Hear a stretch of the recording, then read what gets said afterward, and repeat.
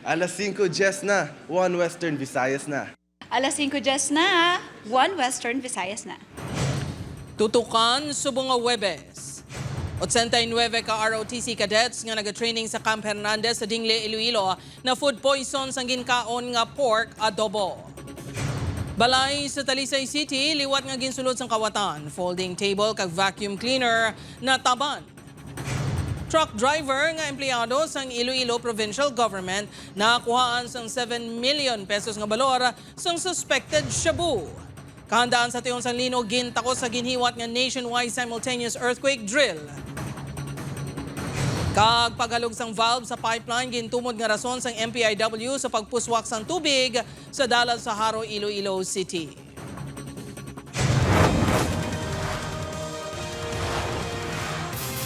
Ini ang GMA Regional TV, 1 Western Visayas. Maayong hapon mga kapuso. Sa nagapangunang balita, 89 ka kadetes ang ROTC ginapahayag na food poison sa Camp Hernandez sa Dingle, Iloilo. Mga ginkaon sang trainee si paidalom sa testing sa Iloilo Provincial Health Office. Si Zen Kilantang Sasan nakatutok. Nagreklamo sang pagsakit sang tiyan kag nagsukang pila ka mga kadete sa Reserve Officers Training Corps matapos nagpanyapon kagabi sa Camp Adriano D. Hernandez sa Dingle, Iloilo. Sunod sa Group Commander sang 6th Regional Community Defense Group, may 900 ka partisipante sang summer camp sa sulod sang duha ka semana. Halin ang mga ini sa mga eskwelahan sa Western Visayas kag Negros Occidental. Alas 7 sa nagpanyapon ang first batch nga 450 ka trainees. 89 sa ila ang nagbatsyag sang sintomas matapos nagkaon sang pork adobo. Fortunately na naging naging SOP namin, every time nakakain yung mga bata, meron nagsusupervise na training staff, including officers, nagsusupervise sila. So nung nakita nung may nagreklamo, so immediately ang ginawa ng officer ko, yung naka-duty doon is pinatigil na yung pagkain. So hindi nakakain yung second batch. Gilayon nga gindala sa ospital ang mga kadete. 74 sa Iloilo Provincial Hospital, pulo sa Don Jose Monfort Medical Center sa Barotac Nuevo, kag 5 sa Ramon Duremdes District Hospital sa Dumangas. Ginpahayag sang Iloilo Provincial Health Office, nakitaan sang mild symptoms ang mga trainee nga ginpangbulong sa ospital. Magapatigahin sang field investigation ng Iloilo PHO, agud matumod kung ano ang ginhalinan sang pagkahilo sa mga kadete. Hopefully, makakolekta kita sang specimen samples sang bilin nga pagkaon kag tubig ilimnon para madala sa laboratory for confirmatory testing. Kag para makahatag impormasyon sa aton kung ano ang posible nga pagkaon o kung ilimnon ang nagtuga sa mga sintomas sa mga pasyente. Sa kampo lang ginluto ang pagkaon sa mga trainee. Napulo ka tawo ang ginhire sang RCDG nga magpreparar kag magluto. Bago nga ihaw man ang baboy nga ginadobo, suno kay Colonel Poblete. Gani ginaimbestigahan nila kung na-contaminate ang mga potahe sa tion sang preparasyon. Bangod sa insidente, may pila ka himata nga nagpadulong sa Camp Hernandez. Agud hibalaon ang sitwasyon sang ila ROTC cadet. Kung nagtuko di para i-check balay, clarify kung ano natabo sa akong mangod. Ay okay naman ko ma'am. Yara na sa estable nga kondisyon na 89 ka trainee kag nakagwa na sa tanan nga ospital. Upod kay Hans Desierto, Zen Kilantang Sasa, 1 Western Visayas.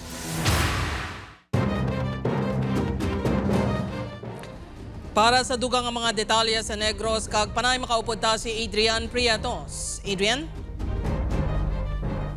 Yes, George, mga puso, madamo gid nga salamat talaki nga isa sa nagpangawat sa tato kabalay sa Bacolod City, Arizado. Sa Talisay City naman, pagtaban sang folding table kag vacuum cleaner, nahuli kam, nakatutok Aileen Pedraso.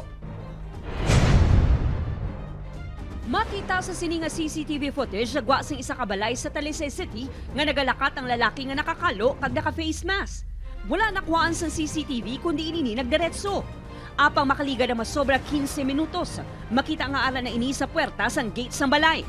Ginhinahinay sang lalaki ang pagbukas sang gate, tub-tub na kagwa na. Bit-bit sini sa pagpalagyo ang folding table kag vacuum cleaner. Posible suno sa tag-iya nga madasig ang pagtaban sang lalaki bangod na hamtang lang sa garahe ang mga gamit. Posible nga nagtaklas ini sa gate. Wala gid kami kulagi ko kabatsyag. Ara na ang footage. Nakita pagbugtaw ko gid. Pag-abri ko kay gabugtaw kami sang dog ko mo gagwa kami mga 5 o'clock. Sang March 9 to nga second nila pagkato ang chair ko gingkwa nila mo. Ang plastic chair. Now ang table nagiging kwa nila. Magluwas sa mga bangko. May cash kag iban pagid nga gamit nga nataba ng kawatan sa Marso. The wallet, the bags, mga brand new gitanan kay halin sa States. So, mga shoes namon, ginpangwayan ng mga TV, damo siya. Even ang cake sa ref, imagine. Ang cake sa ref, ginkwaya pa.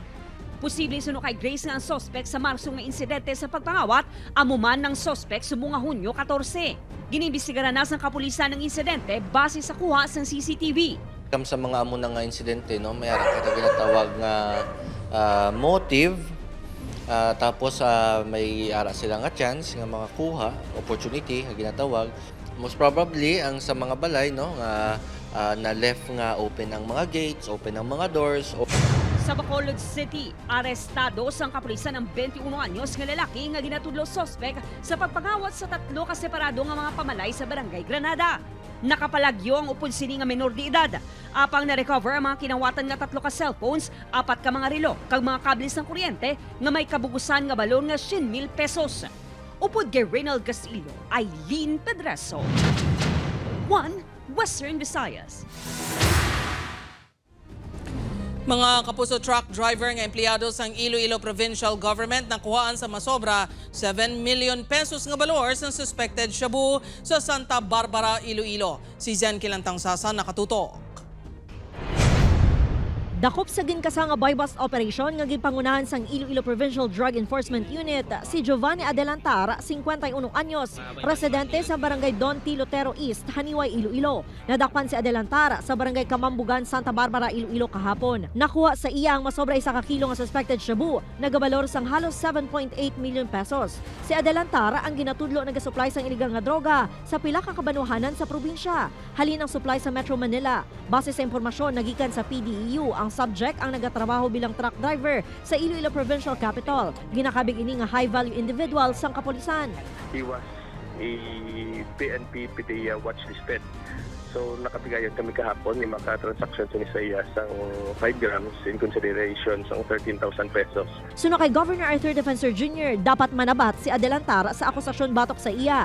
Nagapadayon naman ang random drug testing sa Iloilo Provincial Capital. Magapangatuba ang suspect sa paglapas sa Comprehensive Dangerous Drugs Act of 2002. He will have to face the law and take responsibility. Upoy kay Hans Disherto, Zen Kilantang Sasa, 1 Western Visayas.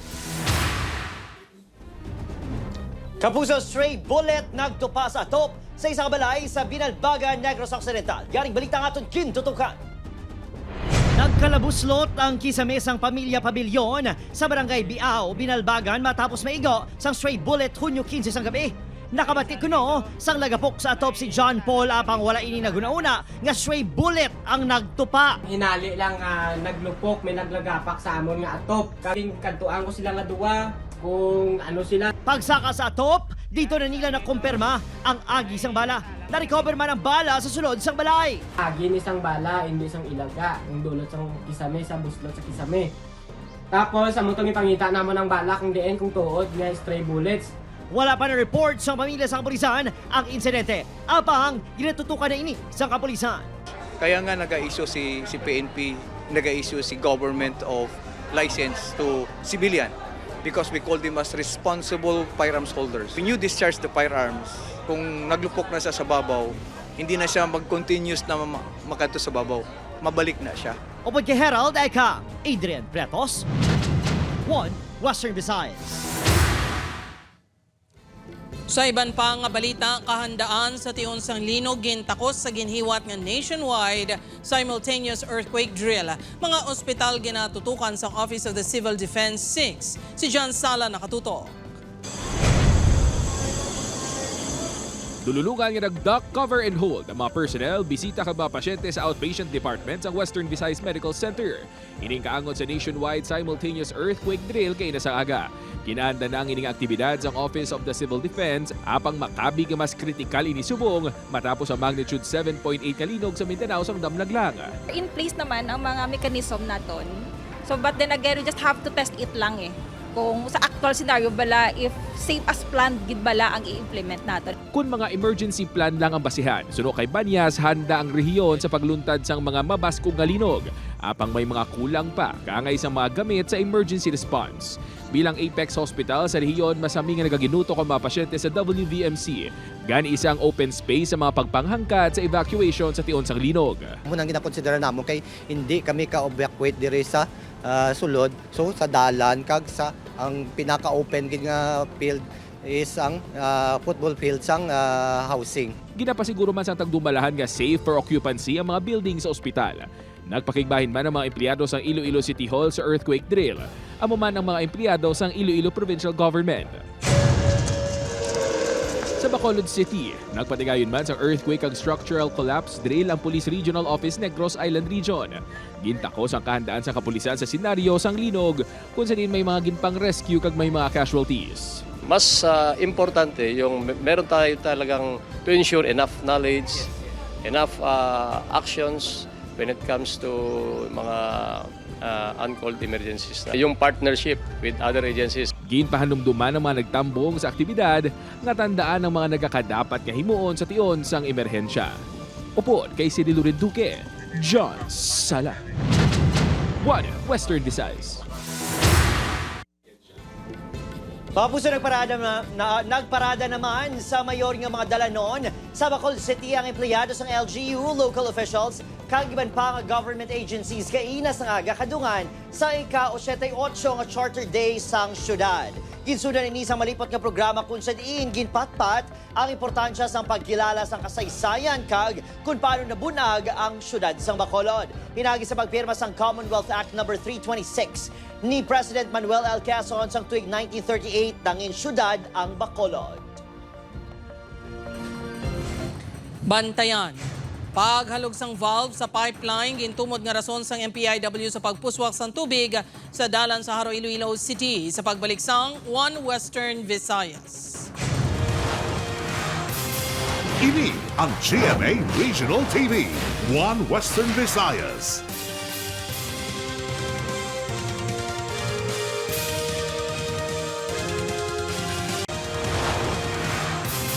Ini ang GMA Regional TV, One Western Visayas.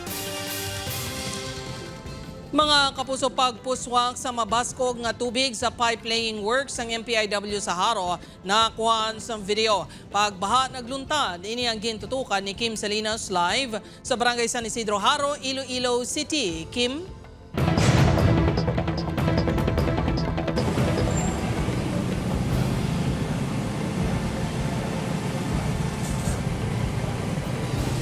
Jert, magluwas sa pagbaha, nagtuga sa pagbugok sang trapiko ang pagpuswak sang tubig nga naghalin sa ginaobra nga proyekto sang MPIW. Kasubo nga may fountain sa sininga porson sang dalan. Makit-an ang mabaskog nga bulwak sang tubig. Ang video, ang kuha sa Barangay San Isidro, Haro, Iloilo City, pasado alas 8 kahapon sang aga. Ang tubig ang nagikan sa pipe laying project sang Metro Pacific Iloilo Water sa lugar. Sunod sa pila ka nakakita, naglawig sang halos 2 minutos ang pagbulwak sang tubig. Nagtugay ini sa baha nga may kataasod nga lapaw sa buko-buko. Apang wala man nagdugay kag nagsubside. Gumulpi, umakyak ang tubig ng babaw. Tapos nagtabog ang daw tubo mo ni kadako. Kita ko, kibot kami kay nagalyak ang tubig mo. Gusto yan na mayo kay may gawa mga jeep. Nabasa pa ang tricycle driver nga si Jack bangod sang pagpuswak. Ang ulo ko kaya gano'n, TL ko. Nagpuli na ako, nagilis na ko yan. Perwisyo man mo. Nagtuga man ini sa mabugat nga trapiko, kag nanginhuol sa mga motorista. Ginkaduan sa personnel sa Metro Pacific Iloilo Water ang lugar para sa cleanup. Sa pagpangusisa sang MPIW, paghalog sang valve sang linya sang tubig ang rason sang insidente. Ginklaro sang MPIW nga natabo ini sa tunga sang hydro testing. Ginahimo ini nga test agud matakos ang integridad sang ginabutang nga mga linya antes ini i-connect sa mga pamalaya. So, nag-assure siya up to the 150 PSI. When we reached a certain PSI, ang connection near sa valve isang chamber sa may Miramar subdivision, nag-came loose siya, naghalog siya. Because this is the biggest pipe ever laid ni Metro Pacific Iloilo Water, damogig ng water ang nagwa sa pipe. Nagpasalig ang MPIW nga hindi na masulit ang kasubong nga insidente.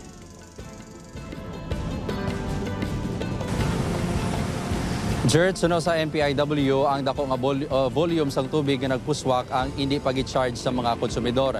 Iga-charge ni sa bill sang kontraktor bangod kabahin ini sang ilang nga scope of work. Jert? Madam Ugid, nga salamat sa update. Kim Salinas.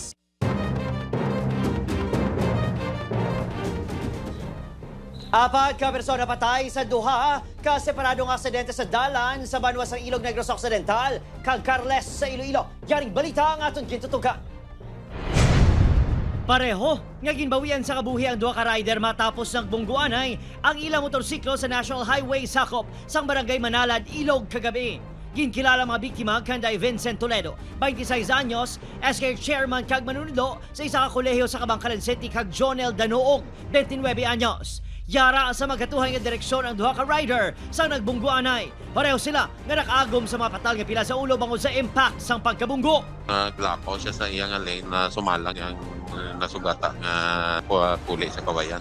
Hindi natin ma-determine kung hubong kay iwain man sa examination katasang kanyang lagan niya. Mapauli na kuntani sa kawayan si Toledo sa naaksidente, ganing masakit sa mata ang iya gindangatan. Ako gidangamon yung kasubo pagkakibot nga ang ginatulok naton nga ang kabataan ng mga future shocking in our part nga natabo ina gaming pamilya diri mismo sa amon nga barangay. Hindi mo mabaton. Samtang, patay naman ang rider nga si alias June, 24 anyos. Kag angkas nga si alias Raymar, 20 anyos, matapos makabunggo sa poste sang waiting shed ang ginasakyan nga motorsiklo. Natabong aksidente sa Barangay Tarong, Carles, Iloilo, Miyerkules ang kaagahon. Ang driver siya ni sir nadulaan sang control sa mga kanagila sa motorsiklo. Amo na nga na lapaw sila, nagkanto sa kusot nga linya, pag aksidente nga nakasangit sa may street light, bago nagdiretso sa poste sa waiting shed. Pareho nga wala sang helmet ang mga biktima. Rason nga nakaagom sa patal nga pila sa ulo kag iban pa nga bahin sa lawas. Sunod sa kapulisan, halin ang maini sa ilimnan antes maaksidente. Upod kay Herald Eka, Adrian Pretos, One Western Visayas. Mga kapuso, pila ka banwa sa Capiz naka-records ang pagkalamatay sa mga baboy. Department of Agriculture 6 nagapanugyan nga magpatuman sang hugot nga biosecurity measures. Si Zen Kilantang Sasan nakatuto. Ginkumpirmar sang Capiz Provincial Veterinary Office nga may mga report sang pagkalamatay sa mga baboy sa kabanwahanan sang Pontevedra, Panitan, Panay, Hamindan, kag Tapaz, subong man sa Rojas City. Ginasuspetsahan nga ang mga baboy may African swine fever. Nakabatsyag sang pagluya ang mga baboy, may rashes ang panit kag wala nagakaon. Ang mga ini ang pila lamang sa mga sintomas nga nakita sa mga nagasagod nga ginpalabot sa Provincial Veterinary Office. Ang mga obvious nga nakikita is like ang discoloration pala labi na sa aton nga mga puti nga baboy, no, may ara nga naga-violet ang sa dalunggan, no, sa mga kamot, sa mga tihil niya, sa mga dughan, no, may ara sa dog hemorrhages. Nagatipon sang samples ang Provincial Veterinary Office agud mapadala sa laboratorio para sa confirmatory test. Panugyan ni Dr. Borata, sa tion nga mangluya ang baboy, hindi na pagpagwaon sa barangay agud malikawan ang paglaptas sa balatian. Sunod sa Department of Agriculture 6, padayon ang ilang monitoring sa African swine fever. Apang wala pa sang may na-record nga nagpositibo halin sang Enero sini nga tuig sa Western Visayas. Kinahanglan kuno nga magpatuman sa hugot nga biosecurity measures ang mga hog raiser agud matap nga ang pamalatian sa mga ginasagod nga baboy. Wala naman ginasuhestyon ang pagpakaon sang damog sa mga baboy. Dapat man magsuksok sang botas kag magpahamtang sang foot bath sa mga tangkal. I-monitor nato ang aton mga farms, i-set nato ang aton biosecurity measures, lalo na sa mga backyard farms at commercial farms. Hindi basta-basta magpasulod sa mga tao. Upod kay Hans Desierto, Zen Kilantang Sasa, One Western Visayas.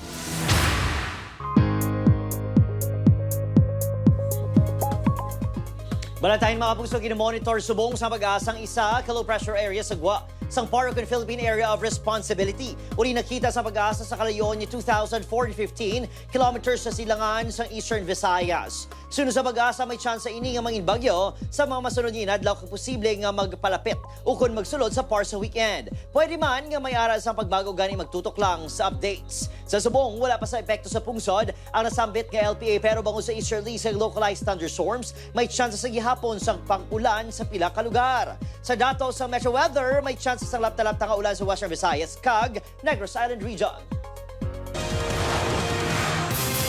Ini ang GMA Regional TV, One Western Visayas.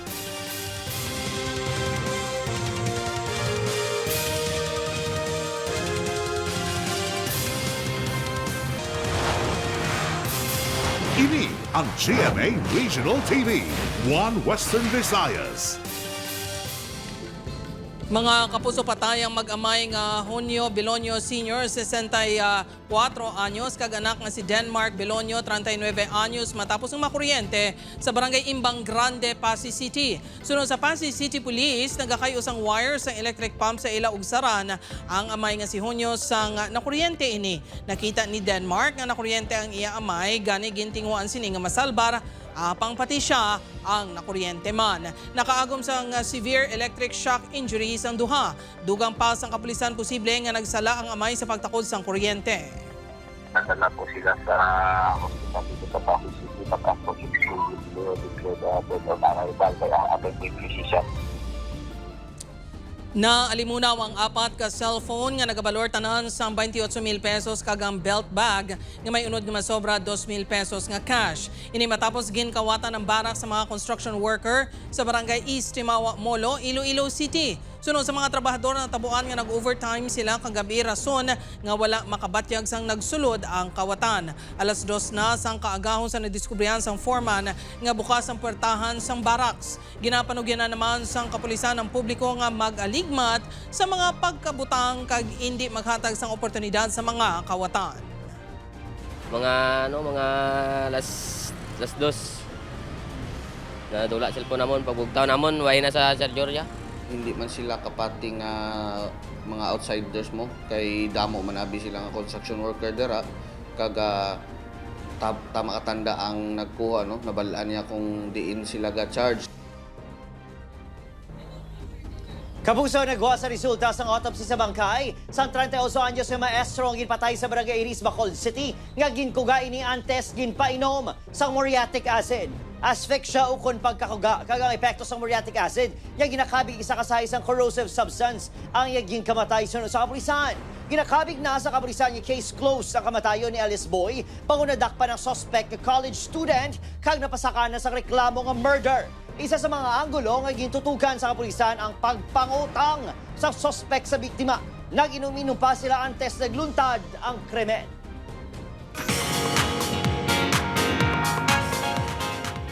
Kapuso kasamaan sa You're My Favorite Song, hinatagan sang special treat ang fans sa ilang media conference. Nakatutok Tess Ordales. From acting challenges sa sunod sa bahay ni Kuya, matuod-tuod ng eksena na subong ang ginahimo sa mga bida sa GMA Public Affairs Afternoon Prime Series na You're My Favorite Song. Very warm and personal ang media conference ang series in anticipation sa premiere episode sini sa Lunes. Ginpasakupan man sang fans ang event na may kinset up pa nga tag-sa-tag sa souvenir and coffee booths to congratulate Marco Massa, Clifford, Heath Jornales, kag Caprice Cayetano, pating iban pa ka mga cast members.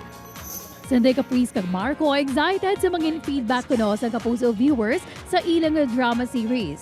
Na-excited po kaming makarelate po lahat. Hindi lang po yung mga Gen Zs, kundi yung mga parents din po kasi dito po matatandaan. At may matututunan din po sila from us Gen Zs. As much as possible, we want to be a reflection of our generation and to be a good example po sa mga kagaya po namin. Not just sa generation namin, pati na rin sa mga susunod pa. Bisan pa kuno drama ang tema sa bagong afternoon crime series kag heavy ang pila ka scenes. Gusto ko na nila nga magbalik-balik sa set, bangod kaupod ko na nila dito ang ila kaabyanan. The nicest thing about taping with my friends po is na kahit sobrang tagal po nasa set po, like relax lang po kami sa tent. Nag-jamming po kami and nag-singing po kami.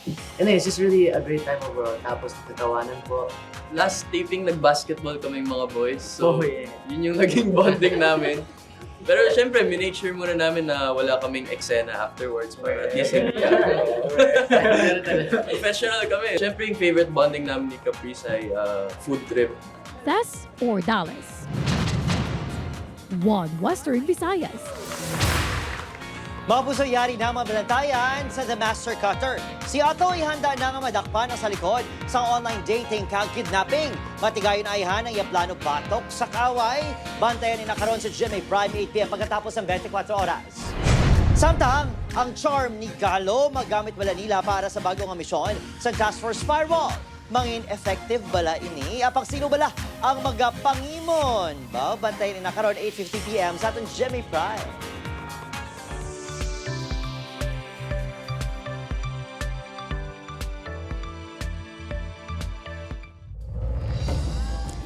Kagina ang mga pinakadalagko kag pinakauli nga balita sa Western Visayas kag Negros Occidental. Madamo nga salamat mga kapuso pati na mga kapuso nato na abroad. Ako si Gertrude Charlatan. Kami ang GMA Regional TV 1 Western Visayas. Wala sang ginadampigan, wala sang ginaprotektahan. Halin sadto tubtub subong, matutod nga serbisyo gid lang.